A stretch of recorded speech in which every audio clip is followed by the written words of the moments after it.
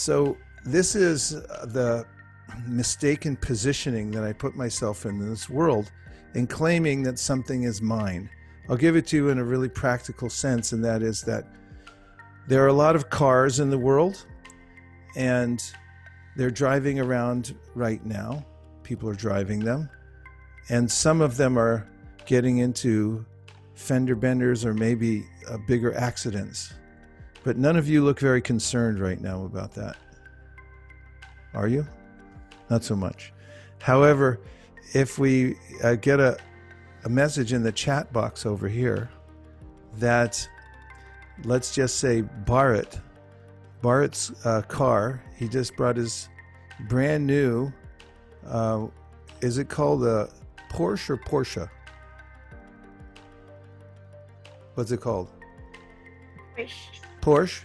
So let's say Bharat brought his Toyota and he parked it outside, and it was brand new, and he doesn't have insurance, and just outside the window he hears somebody smash into his brand new Toyota, and now he becomes disturbed, doesn't he? So what will be the symptoms that he'll exhibit when he gets disturbed by his car getting hit? Avantika, you know him well. So what will happen? What will be going through his mind and body at that time? He'll be like quickly walking around, sweating and worrying. Okay, the perspiration will come out. He'll be walking around. Any other symptoms anybody can name that he'll have? Anxious, worried. Anxious, worried, and how will that manifest? Any physical? He might yell and get mad. He'll yell, get mad. Anything going on with his physiology? There's perspiration. We already got that part. Heart what else? Beat faster. Heart. Yeah. Yeah, the heart will speed yeah. up. The heart will speed up. And that'll be confirmation that it's a disaster, right? Because he'll be noticing that his heart is speeding up, he's perspiring, he's walking about. And now he goes to that window back there and he looks out and he finds out that it wasn't actually his car that got hit. It was Madhava Govinda's car. And it just sounded like it was car. And now, how does Bharat feel? Happy. Relieved. Happy. No more perspiration. No more Relaxed. heart. How does Madhava Govinda feel? Anxious. Anxious, angry. Heart's beating. Of course, these are highly advanced spiritual personalities, so likely they'd be cool as cucumbers when these things happen. But we're just using them as an example.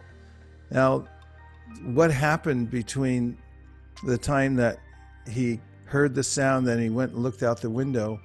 He just repositioned his understanding of whose car it was. At first he thought, my car got hit, Mama car, that was mine. And then he realized actually it was somebody else's car, and it wasn't such a big deal to him. But a car is a car, and it's made out of glass and metal and some, in fancy cars, a little wood on the dashboard. But basically they're all material elements. And there are lots of cars we don't get disturbed about when they're hit, but when it's my car, then it makes a difference. And now this word in the first verse of the Bhagavad Gita starts to illuminate the purpose of the Gita, and that is to understand what is our true identity.